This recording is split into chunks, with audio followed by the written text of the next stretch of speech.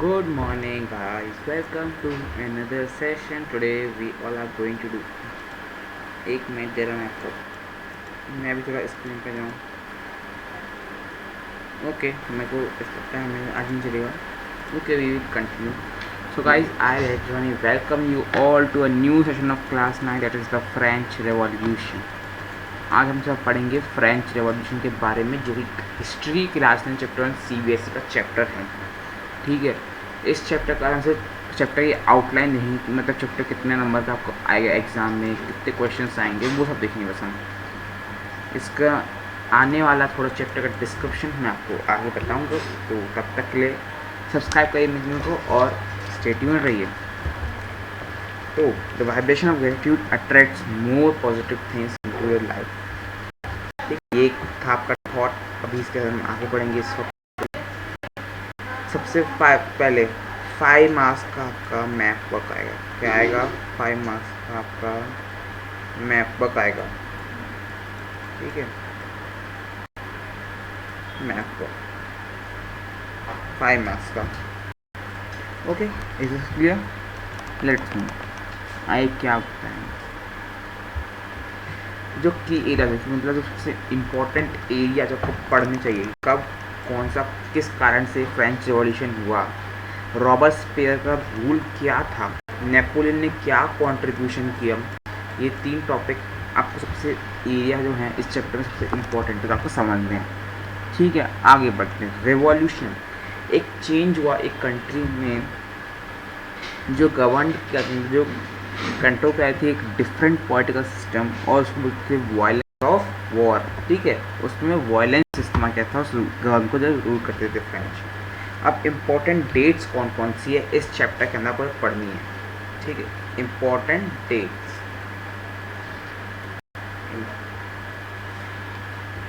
सबसे पहले 1774 में लुई 16 जो थे वो कब बने थे? फ्रांस के किंग. और उन्हें बहुत ही मतलब क्या कहते हैं, फेस किए बहुत सारे इश्यूज. उनके मतलब ट्रेजर, मतलब जो पैसे थे उन खजान, उनसे जो डिसकंटेंट जो ग्रो हुआ सोसाइटी में, उसके फिर उसका 1770 के 1789 में जब कॉन्वेक्शन हुआ, जितनी भी 3 स्टेट होती हैं उनमें से 3 स्टेट ने फॉर्म किया, नेशनल असेंबली फॉर्म की. 3 states were there, they form a national assembly जो थी एक बेस्टाइल जो फॉर्म की थी. पीजेंट जो थे वो कंट्री साइड्स में इन्वॉल्व किए गए थे, और उस समय से थर्ड जो अपनी जो पीजेंट्स लोग होते हैं उन्हीं को ही टैक्स भरना था. फर्स्ट और सेकंड स्टेट को टैक्स भरने की जरूरत थी. ऐसे बहुत सारे लॉज उस नेशनल असेंबली में बनाए गए थे. 1792 में एक कॉन्स्टिट्यूशन फ्लेम जागी जिसमें पावर्स ऑफ किंग जो थे और जो बेसिक राइट्स है सभी को, उनने फिर सोचा कि अब देखो 1789 में तो रूल होगा, उन्होंने 1790 तक किया. 1791 ने सोचा कि ये तो रूल तो हम ही क्यों हमेशा टैक्स भरें, फर्स्ट और सेकंड स्टेट्स क्यों नहीं भरे टैक्स. तो इसके लिए एक फ्लेम उठी, मतलब एक आग उठी कि अब हम भी जो आप राइट्स फर्स्ट और सेकंड स्टेट को देते हैं वो थर्ड स्टेट्स को भी मिलने चाहिए. ऐसी एक फ्लेम कब उठी? 1791 में. Let me change the colour so that you can.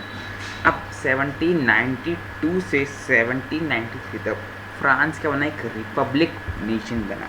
King तो था वो उसको मार दिया गया था, ओवरथ्रो कर दिया था उसके, और एक डिक्टेटरी रूल्स फिनांस हुआ था. 18 में नेपोलियन जो था वो एम्परर ऑफ फ्रांस बना गया. ठीक है, और उसने लार्ज पार्ट ऑफ यूनिट को यूरोप को अपने हाथों में किया. 1815 में नेपोलियन ने डिफीट किया वाटरलू को. ठीक है, नेक्स्ट में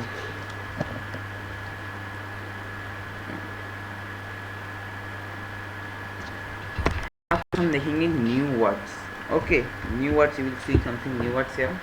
let's move with the new words. सबसे पहले लाइवर. क्या है लाइवर? लाइवर होता था उस समय की करेंसी थी. 1791 में करेंसी थी फ्रांस की लाइवर. क्लर्जी, क्लर्जी जो पर्सन थे इनके पास स्पेशल फंक्शन थे चर्च में। Clergy was a group of person जो इन्वेस्ट करते थे स्पेशल फंक्शन जो चर्च में होते थे। चर्च में जो स्पेशल फंक्शन थे उसमें वो लोग इन्वेस्ट मतलब पैसे डालते थे क्लर्जी लोग, ठीक है। Let's second is tithe. क्या है टिथे? ये कहता है टैक्स था जो चर्च, थोड़ा सा ब्लैक हो गई, हाँ। टिथे जो था एक टैक्स था जो चर्च में लिया जाता था, ठीक है, और कंपनी का था 1/10 ऑफ द एग्रीकल्चर प्रोड्यूस। जितना आपका 1/10 पार्ट होगा आपका एग्रीकल्चर प्रोड्यूस का, वो टैक्स के रूप में चर्च को दिया जाएगा, ठीक है। टैली जो था टैक्स था जो सीधा डायरेक्टली स्टेट, उसमें बीच में कोई मिडिल टर्म नहीं था, उसमें सीधा ये पर्सन था, सीधा रहता था किसके पास? स्टेट के पास, मीन्स राजा के पास, फ्रांस के स्टेट, ठीक है। Let's move.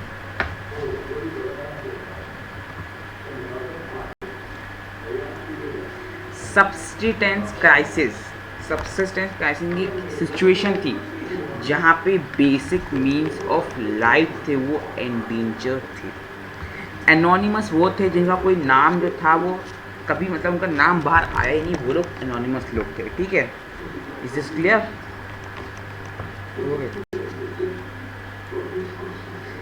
चटेयू ये कासल था स्टेटली रेसिडेंस का जो किंग ऑफ नोबलमैन के लिए बिलोंग करता था। मैनोर एक स्टेट था जिसके अंदर लॉर्ड्स लैंड्स एंड उनके मैंशंस कंसिस्ट करते थे। कौन? लॉर्ड्स, उनके लैंड्स, उनके मैंशंस, ये सब उसके अंदर कंसिस्ट करते थे। कन्वेंट जो है वो बिल्डिंग जो थी, जो कम्युनिटी, जो रिलीजियस, जो भगवान के मंदिर होते हैं वैसे वो कन्वेंट बोला गया था, वो एक कम्युनिटी बिल्डिंग थी जो सिर्फ रिलीजियस लाइफ के लिए डिवोटेड थी। किसके लिए? रिलीजियस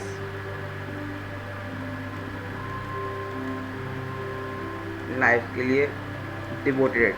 ट्रेसन ये एक बिट्रेयल था जो एक कंट्री को दूसरी गवर्नमेंट से, जैसे धोखा देते हैं ना पहले हम लोग कि इस कंट्री की बात हम उस कंट्री को बताएं कि जैसे फ्रांस तो था यूरोप में टेका था, वैसे बोलेंगे यूरोप के कोई होते हैं उस समय में कुछ होते हैं कि आप हमको जब हो तो हमको बचा लेना, हमको फ्रांस का बता देना, और